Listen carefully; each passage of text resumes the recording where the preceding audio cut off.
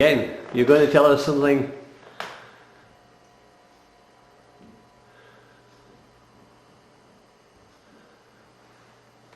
You were going to tell us a story about... Can't remember, can you? What I've just told you. Yeah. About catches. Yeah.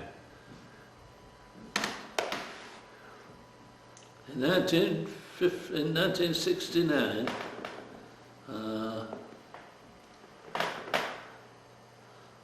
March and April into May,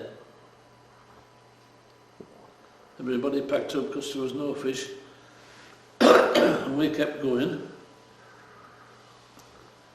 and we went for 10 weeks, and in them 10 weeks we caught 10,000 stone.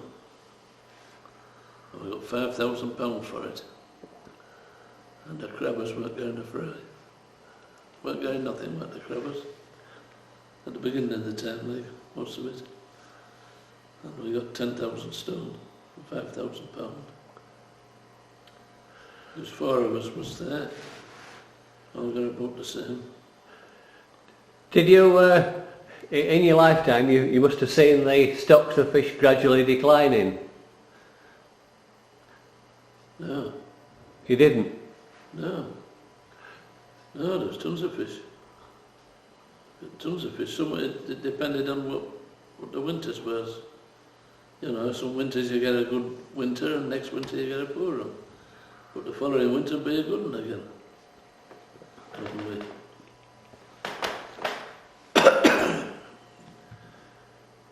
So you didn't see a gradual decline of the stocks? No, the fish stocks declined when the foreigners started using trawl nets to catch herrings.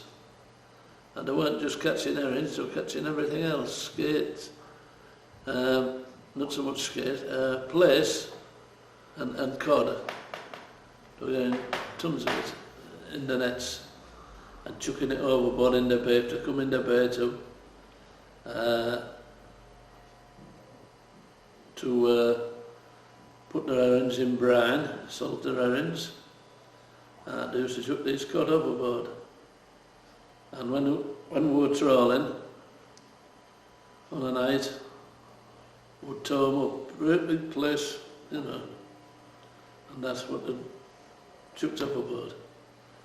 And they didn't used to take them home, you see, and that's what happened to it all. That's what killed it? Yeah, we went alongside one night, and we got it. They gave us 30 stone, a big cod, biggest cod you've seen, like. They gave you them? They gave us them. Because they didn't want them, No, their job was salting it, salting herrings, and they had all on to. They used to salt them and take them home when they got full up.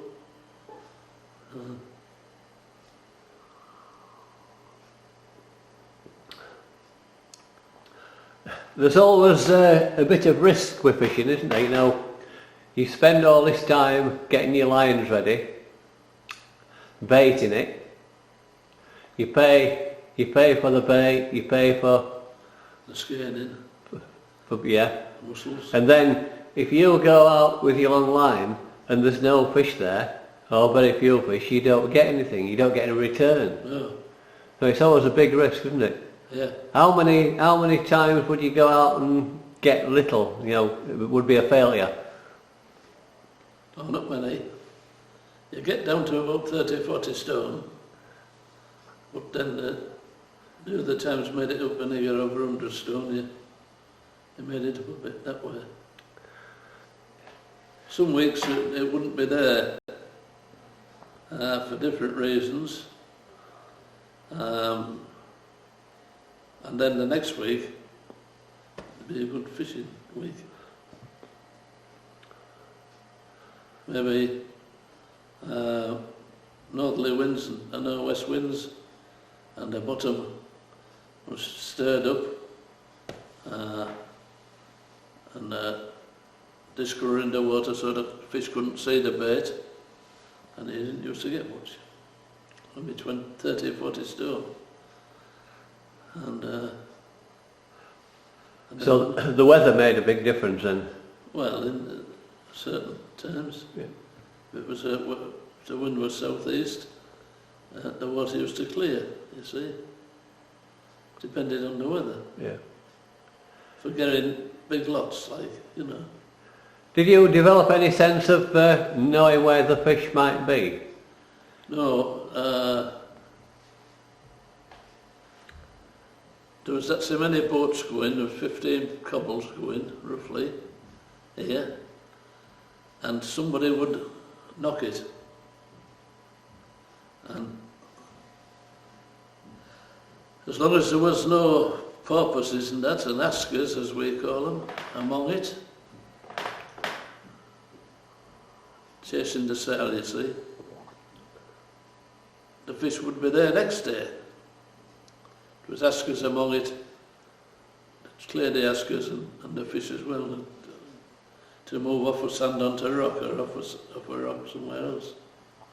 Maybe shift it.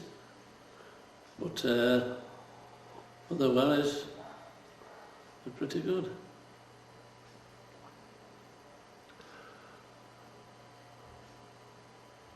You know the crab pots, the lobster pots? You used to make your own. Yes. What did you make them of originally when you were a young lad? You see, Now they make them out of plastic. But when you were a young man, they didn't have plastic, did they? It was a new we thing. used to go to Dutchy Lancaster Estate at Scarborough and get loaded up with wood, which was really cheap to us. What kind of wood? Any wood? Just any wood. Yeah. About that wide and long lengths. And we used to saw it up, nail it all together For the base. for the base, drill the holes in, and then we used to, well, I never did, I always paid somebody to fetch him for me. Fetch me some briars, we called them briars in them days. Maybe fetch me 300 or 400 briars. And we'd use the thick ones for the bows, and the thin ones as the sticks across. And we'd do them all like that. Then we'd go to a gas company or electric company and get a load of fire bars. Electric company at Scarborough, we got I loaded down with them one time. I went with a load. Well, the power station. At Scarborough Electric Company. Well, at Interpower Station, I don't know what it was. The power station. Up, On Seamer Road. yes. There's a power station. Is it? It was. No, that's where we went. It's been demolished now, isn't it? Yeah. Why did you use briar? Because you could bend it. No, because it was strongest. Ah. At Scarborough they used Essels. Essels. Ah. Where did you get the briar from? Out of edges. Not as time I didn't see it. Then what about the rope? You used to have put the net across then. I used to braid the net in. I used to start at 4 in the morning when it was bad weather, and I used to be going till 11 or 12 at night. And as soon as I got to bed, my wife I used to get up again at 4, lay my fire, have a cup of tea and start again. At night I could hardly see out of my eyes, but I kept going. Some people are very fast at making these crab pots, and some are very slow, and I was one of the, I like to have it right, and I was one, I'll say I was one of the slow ones at doing it. But, So this was a job for the bad weather when you couldn't go fishing. that's right. That's You were what doing had to do. preparation work. When it was bad weather, easterly winds, when you couldn't get off, it used to last about 10 days. And in them 10 days we used to make 50 to 20 pots, each man. When you go and put the pots out, how many did you put out at one go? 300. Did you? Were they all tied together? Or No, in fleets of 25. were they tied together? Yes, to 25. Buoy at one end and a buoy at the other end, and Yeah. the 25 with a 10 fathom tow in between each pot. You know they've got a flat base, and then they're round like that. Is that curve so that they fall onto the base when they go on the seabed? No, that's so you aren't messing about with broken things. You did that because you didn't want it. You didn't want the bows broken. Once they're broken, they could smash up. Ah, yeah. Stronger, make it stronger. So, how do you know they're going to go onto the base on the seabed? You don't know that. So some will be upside down? If you're in deeper water, in deep enough water, like to get them, the ballast in the pot would go down with them. Yeah. Take them down. They'll pull it down base first? Yeah. So you could say you would get about 20 pots, 20 odd pots right way up when you get down. But if you're in short water, very short water, where you could see the bottom, slinging overboard and they may be upside down sometimes. But still, maybe crabs not used to going that way. Yeah. Yeah. You used to use herrings for bait? No, not herrings. Had to use them sometimes when you couldn't get no else. But I only used them a dozen times all my life.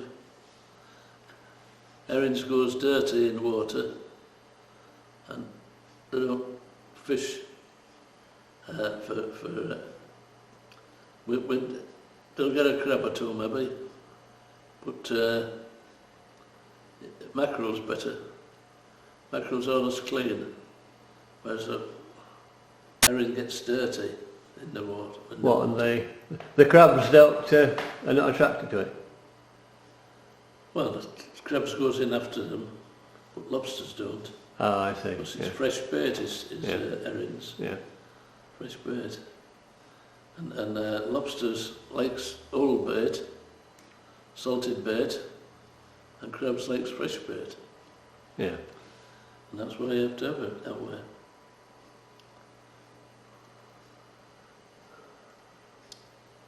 Have you got any interesting stories to tell us about your fishing experiences? Such as? Well, I don't know anything. What about when you came, you brought it ashore and you used to sell it then, didn't you? Yeah. You'd be on the cobble landing and you'd lay it all out. Yeah. And the buyers come and give you a price. Yeah. How did it work? You just ask them for a price. Where did they come from? Did they come from? Flamborough, Scarborough sometimes, Filey. Sometimes some come down from Hull. When there weren't much fish at Hull, they used to come down here and buy it. And because it was afternoon sales, you see. That's where they used to come from. They used to offer you a price and you used to decide to accept it or not? No, they'd offer you a price. Somebody'd offer you a price and then you sell it like an auction. And Oh, I see. So there's somebody else to give you another shilling, you see, another sixpence. Yeah, like a bidding. And when they got to the top price, are you all done? I see, yeah. So they sold it.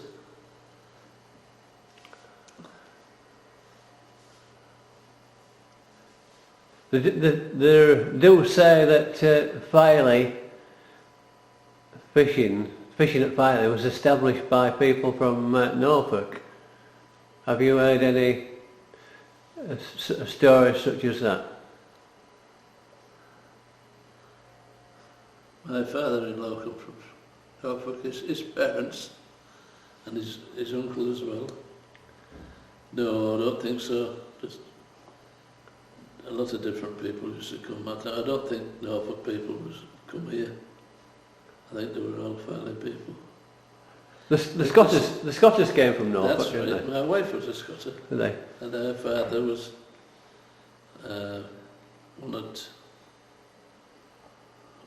one of these Norfolk lots. Her grandfather was from Norfolk.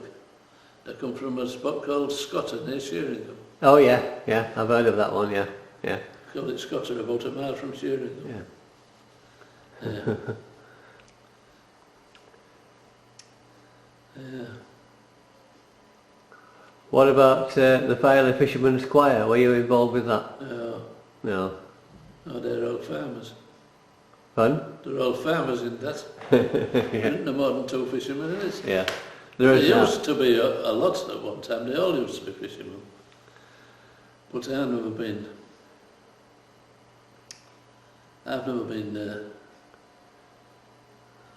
You've never been a singer? No, I can't sing. Yeah. All I can't sing. And Frank or any of them, they all can't sing. What about the Ebenezer? Did the family go to the Ebenezer? Yes, my grandfather down here was a lay preacher. I used to go with him sometimes and read the lesson out of the pulpit. Read the lesson when I was about 13 or 14.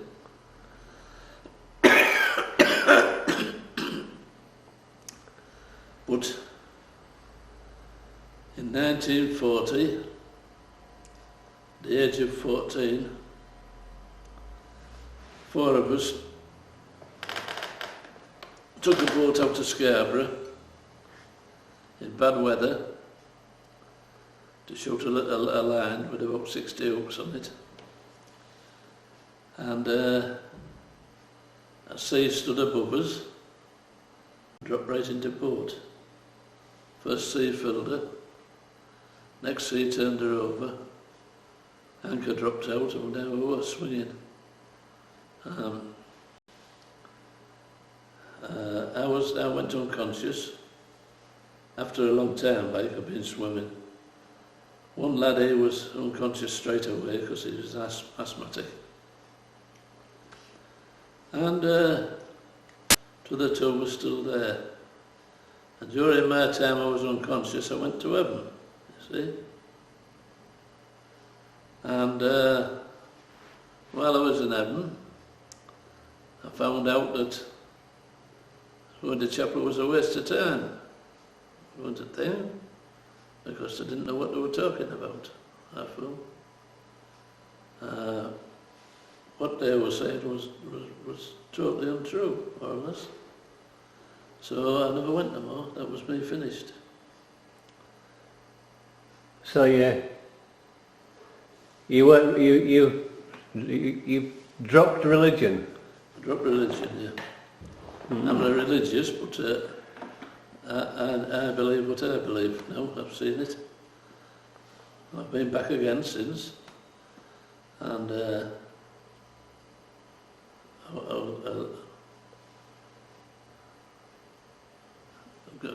I went up for a talk with God, and I went off my bed one afternoon. Well, I met Jesus 7 times at sea. He came to me 2 nights, 3 times each night, and then he stood on the water, and he walked straight towards me, and he disappeared. And I didn't know what, never spoke to me, and I thought, why, I don't know what he wants. What's happening like?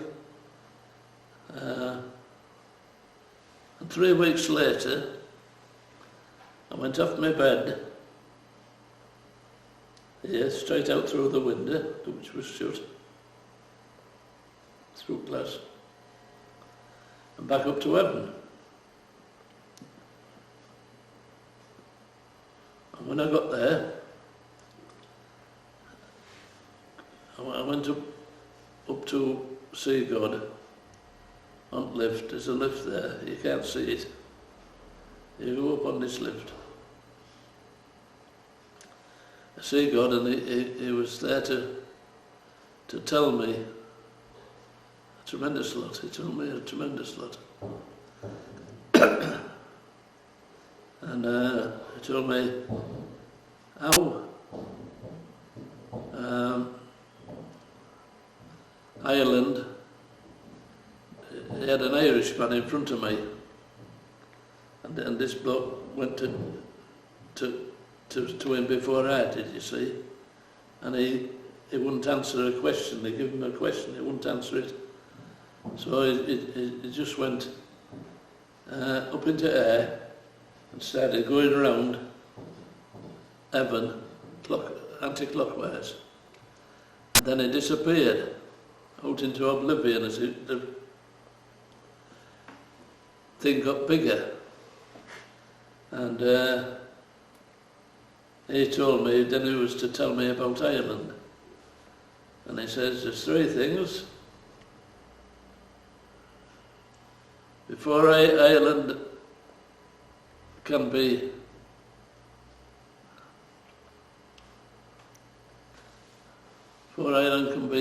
peaceful, bring peace to Northern Ireland, they've got to do these three things. And then he told me about Catholic Church and that, and the nuns, and quite a bit more, quite a lot of things. And then he sent me back, down again. And I come back down again and my body was still on bed. It wasn't my body that was up there. But when I come down again, my wife says, I've been shouting of you for ages. Your dinner's been ready half an hour. She says, where the hell have you been? I says, I've been to heaven talking to God. And that's the first time I told anybody in all them years. I was 34 then, and I didn't even told anybody about the time I went when I was 14. And before that, I met him on Scarborough Castle. I couldn't see him, but he was talking to me. One day when there was nobody about, it was bitterly cold. And he showed me something then that I think as only me knows now. That. And that's the three times I've seen it. I've been talking to him. I haven't talked to him so much as he's talked to me. Mm-hmm. He's been telling me. And nobody believes me, you know, so I don't tell anybody. Yeah. The Ebenezer would be a big part of your life when you were younger. Oh, when I used to come here to my granny's down here from Scarborough, I used to go every Sunday. Yeah. I used to go 4 or 5 times every Sunday. I used to go to Sunday school in the morning, and then chapel. My grandfather was a sidesman at chapel, and he was a preacher, lay preacher like. And then I used to go at afternoon to Sunday school. Then I used to go to old men's meeting, which was, I used to call it old men's meeting. It was all lay preachers deciding where they were going, where they'd been asked to go, and they're sharing out the things, where they would decide to go on this Sunday. And then I went at night again to chapel. So I went 5 times a day, really. Quite a lot that into the Sunday. Yeah. All the family went? No, just me. Just you? Well, my grandfather and my granny went. There was only us 3 there. Yeah, yeah. They went to, well, he went to, I think at one time he used to be a teacher, Sunday school superintendent and all. I'm not certain about that. It would be full at that time as well, wouldn't it? The Ebenezer would be Oh, there used to be full. hundreds of them. Hundreds of people in there. Yeah. All fishermen. All fishermen used to go. Didn't they get any visitors from, didn't any of the visitors to Filey, the seaside, go in there? Probably so, yeah. All the fishermen were in, yeah. What would your grandparents think of it when it was closed down? God knows. They would be very disappointed. Oh yes, them people in them days thought there was not like the church. Yeah. The granny used to have a missionary box there, used to fill it up every year. Put money in it every year. And they hadn't, but they used to fill it up. Pennies and halfpennies and that.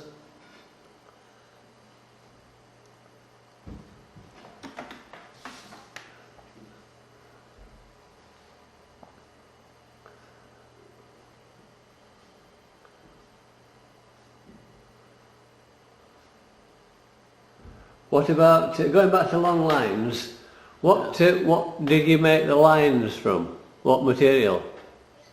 I made, in the olden days, they were made of hemp, cotton, sisal, mostly cotton lines. They were the best fishing lines. Were they? Hemp lines was the best for keeping lasting longer, like maybe. And sisal, well, that weren't used much at all. Did nylon come in? Nylon come in at the later part, Yeah. and we got our own nylon then. What about the hooks? We were talking to Mary Wyville, Yeah. and she made comment about doing a hook, whirling it or something, was it? Eh? She made a comment about making hooks. I can't remember what she No, said. they didn't make hooks. Didn't they? Bought them in hundreds. Maybe get a packet of 3,000 or 4,000. Share them in one crew. Yeah. And they come from, used to come from a firm, Emmons, that used to make them. Where did they come from, sorry? I think they called them Emmons, all right. Yeah, Yeah, I think I've heard of that name, yeah. Yeah. And used to get a load at one go, 3,000 or 4,000, and then share them one crew. Because to set up a line, to set a line for winter fishing every year, you used to have to put on 200 hooks on a line, and you had 10 lines, probably 12 if you had 2 spare ones. And that was quite a few hooks, like. And make that up to 36 lines, Yeah. 200 hooks. Yeah. You got quite a few, ain't you? Yeah. 7,000 and odd, ain't you? See? How many hooks would you lose on a fishing expedition? Oh, not many. Did you? They're all well tied on. Only back end of the year, when it come to March and that way, then you might lose a few light because they get worn into, sewn into. And you'd lose a few then, but at the beginning of winter it was quite good. You never lost any. You never lost any. Which maybe 3 or 4 a day, that's all. Yeah. Were you involved with the Filey Brig Angling Society? Never. Never. Not like your brother. No. That's why I wanted him here. No. You want to get him here. We'll try. Finally then, how would you describe Filey in a few words? What's your feeling for it? Well, Filey was all right when Filey Council was running it. But now Scarborough's taken it over. Well, you see now the shutting toilets and ridiculous. I went round town yesterday and there used to be a toilet on the back there. I thought I'll go there. When I goes, it's all boarded up. Boarded up last year, I think. But I just thought, well, it's maybe open, see for summer. But no, it's all boarded up. There's nowhere for visitors to go. Nowhere for anything. And soon as they come in, we never used to pay anything for parking our boats on Cobble Landing. Soon as they come in, they wanted up to £100 a boat, Is there? which you couldn't afford to pay, you see, that's why they all packed it. Finished. None of the young ones went then after that. And them that would have gone late, you know, they wouldn't go. That was it. Fathers told them not to go late, you know, because they wouldn't be able to, by the time they got to 20 or 30 year old, they wouldn't be able to afford to pay council and that, for doing these jobs. Okay then, thank you very much. Is that it? Yes.